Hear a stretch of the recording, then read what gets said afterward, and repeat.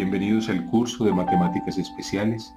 En esta clase vamos a deducir la ecuación diferencial parcial que rige el movimiento de una cuerda que está atada en sus extremos y está sometida a una tensión constante. Vamos a deducir la ecuación partiendo de algunos principios físicos. Fundamentalmente vamos a utilizar la segunda ley de Newton.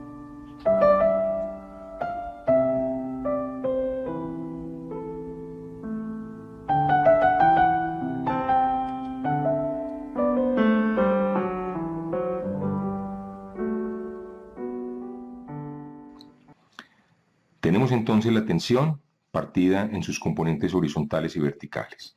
Entonces, el primer supuesto, cada punto se mueve de manera vertical exclusivamente, nos dice entonces matemáticamente que la tensión horizontal en el punto x más ht debe ser igual a la tensión horizontal en el punto xt. Si así no fuera, entonces este pedacito de cuerda mostraría un desplazamiento horizontal y ese desplazamiento no existe. Por lo menos ese es el supuesto. Entonces tenemos esta relación ahora.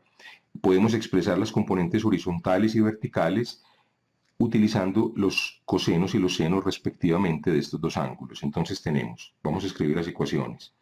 La componente horizontal en x más ht va a ser simplemente la tensión en x más ht, el vector tensión, multiplicado por el coseno de teta de x más ht.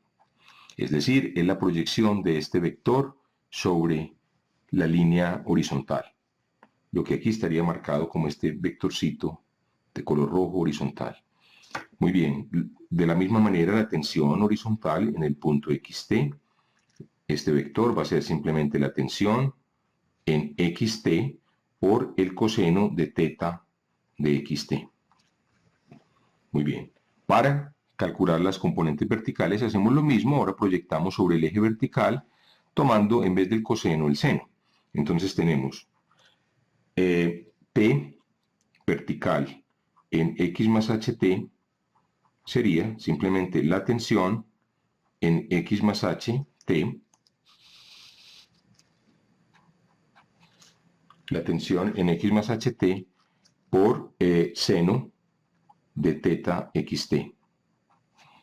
Y de la misma manera, entonces, la tensión vertical en xt sería la tensión en xt por el seno de teta de xt. Perdón, aquí me equivoqué, es x más ht y aquí sería xt. Muy bien, entonces tenemos estas ecuaciones y vamos a igualarlas para la tensión horizontal y vamos a restarlas, y eso, la diferencia de las tensiones verticales, entonces va a ser la aceleración de este tramo de cuerda, nos va a proporcionar una fórmula para la aceleración de este tramo de cuerda. La tensión horizontal, voy a volver a escribir la fórmula entonces, en xt es igual a la tensión en xt multiplicada por el coseno del ángulo teta de xt. Recuerden, el supuesto es que este coseno es un número muy cercano a 1 y por consiguiente este producto es muy cercano a xt, y lo mismo la tensión horizontal en el punto x más ht, pues por la misma razón va a ser la tensión en el punto x más ht por el coseno de teta de x más ht, que va a ser muy cercano a 1, y este número entonces va a ser muy cercano a la tensión en x más ht. Muy bien, entonces tenemos que esta tensión va a ser aproximadamente TH de XT, va a ser aproximadamente T de XT, y TH en X más HT va a ser aproximadamente la tensión en X más HT. Como estas tensiones son iguales, entonces lo que nos dice es que la conclusión va a ser que al igualar estas tensiones, al no haber sino movimiento vertical, entonces es porque T en XT tiene que ser igual o muy parecido a T de X más HT. Vamos a suponerlo igual. ¿Esto qué quiere decir? Esto quiere decir que la tensión va a ser uniforme sobre la cuerda no importa dónde lo cortemos. O sea, esto nos quiere decir, esto nos dice entonces que la tensión es la misma en cualquier punto de la cuerda. En cualquier punto de la cuerda. Muy bien. Esa es entonces la conclusión, y entonces esta tensión sería una función que no va a depender de x, sino que en principio dependería solamente del tiempo. O sea, esta conclusión en términos matemáticos se expresaría diciendo que la tensión en x y en el momento t, sin importar cuál sea x, va a ser, no sé, démosle otro nombre, tau de t, donde, o sea, esto no va a depender de x para cualquier x, esto va a ser tau de t entre 0 y L. Ahora, notamos lo siguiente. Cuando hacemos el experimento, podemos ver que los dos pesos que están a los lados de las dos botellas no se desplazan de manera vertical, permanecen quietas siempre que la cuerda esté vibrando. ¿Eso qué quiere decir? Eso quiere decir que la tensión en la cuerda, cada botella está recibiendo verticalmente, la única fuerza a la que está sometida la botella, excepto por la gravedad misma, es la fuerza de la tensión de la cuerda. Entonces, en t igual a 0, cuando comience a vibrar, tau de 0 va a ser lo mismo que en cualquier otro momento t, sin importar el t. Porque si estas tensiones fueran distintas, eso se percibiría como un movimiento en las botellas, donde una de las botellas subiría y la otra bajaría. Pero vemos que las botellas permanecen estáticas, entonces esto nos lleva a concluir que esta función tau de t también es una constante. Entonces esta t de xt representémosla simplemente con la letra t, y va a ser una tensión, es la primera conclusión del análisis, es la tensión que no depende de x ni tampoco del tiempo, ni tampoco de t. Ahora, ¿qué ocurre con las tensiones verticales? Bueno, las dos tensiones verticales tienen que diferir ligeramente, porque es esta diferencia de tensiones verticales precisamente la fuerza que está haciendo mover este pedacito de cuerda comprendido entre x y x más h. Entonces utilicemos la ecuación o la segunda ley de Newton, la ecuación conocida como segunda ley de Newton. La segunda ley de Newton lo que nos dice es que la fuerza a la que estaría sometido el pedazo de cuerda es igual a su masa por la aceleración. Muy bien. Bueno, ¿cuánto es la fuerza? Pues la fuerza entonces, F es aquí fuerza. A, aceleración del trozo de cuerda, y M es la masa del trozo de cuerda. Masa del trozo de cuerda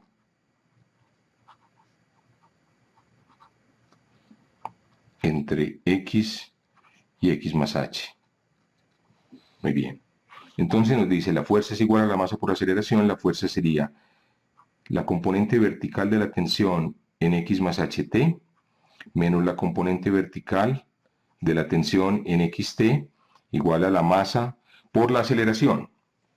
Pues bueno, si este punto, un puntico cualquier intermedio entre x y x más h, si miramos este punto, como se está moviendo, pues la aceleración sería cómo está variando u con el tiempo, sería la velocidad, y cómo está variando la velocidad con el tiempo sería la aceleración, es decir, la aceleración entonces sería la segunda derivada, en este caso parcial, puesto que u es una función, recordemos, u es una función de dos variables, x y t. Entonces nos interesa tomar la segunda derivada con respecto al tiempo, que sería entonces la derivada parcial de u con respecto a t. Muy bien. Entonces ya tenemos que estas diferencias de tensión, que simplemente serían, ya las calculamos, serían t por el seno de teta de x más ht menos t por el seno de teta de xt igual entonces a la masa del trozo de cuerda por la aceleración. Muy bien, esa sería la ecuación. Muy bien, ahora tenemos que estimar la masa de este trocito de cuerda, este que está comprendido entre X y X más H. Hay que estimarla. Para estimarla, entonces, recordémosla, que estamos suponiendo que la densidad ρ de la cuerda es constante, ρ es la densidad medida en kilogramo por metro, entonces simplemente la masa de ese trozo de cuerda sería la densidad multiplicada por la longitud, llamémosla L entre X y X más H. Entonces L entre X y X más H, este número sería entonces la longitud de la cuerda comprendida entre X en el intervalo X, X más H. Esta es entonces la ecuación que rige el movimiento de este tramo de cuerda. Estábamos estimando M, entonces M, recordemos, lo habíamos estimado como la densidad que suponemos constante por la longitud del tramo entre X y X más H. Ahora, usemos la otra hipótesis, el otro supuesto sobre la cuerda. Recuerden que el otro supuesto sobre la cuerda lo que nos dice es que las vibraciones son muy pequeñas.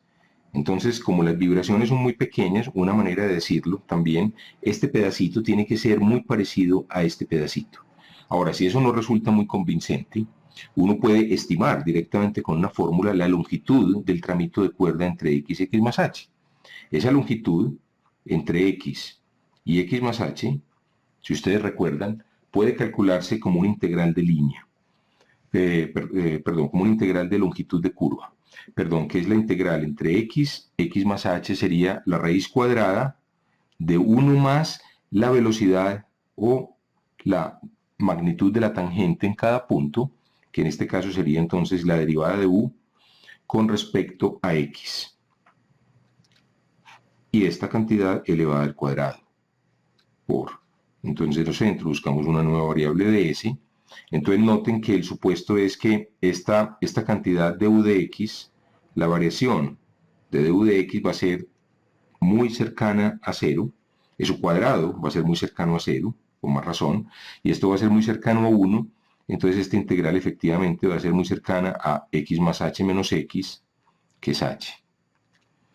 Entonces, una manera rigurosa de verlo es calculamos la longitud de un tramo de cuerda utilizando la fórmula para la longitud de un tramo de cuerda, y con esa fórmula entonces, sabiendo que la deflexión de la cuerda en cualquier punto es muy pequeña, nos permite entonces decir que la derivada parcial de U con respecto a X es muy pequeña y por tanto el cuadrado es despreciable, y esto es muy parecido a 1. Entonces la conclusión es que la masa, esta sería la conclusión de este análisis, la podemos estimar muy parecida a ρ veces H. ¿Cierto? O sea, aquí estamos exagerando la cuerda, pero si ustedes piensan que la cuerda apenas se está moviendo de la posición de equilibrio, apenas de la posición de equilibrio se sale ligeramente, pues entonces este pedacito sería casi horizontal. Lo que estoy pintando aquí exagerado como un pedazo que sube significativamente, en realidad, si lo estuviéramos analizando, sería algo como así, no sé, pensemos en algo así, muy cercano al tramito de recta comprendido entre X y X más H, de donde se ve intuitivamente que su longitud es muy parecida a H. Pero las dos cosas podemos hacerlas o bien creyendo este argumento o haciendo este argumento más riguroso. Muy bien, entonces tenemos ya todas las ecuaciones para formular ahora sí la ecuación diferencial que rige el movimiento de la cuerda.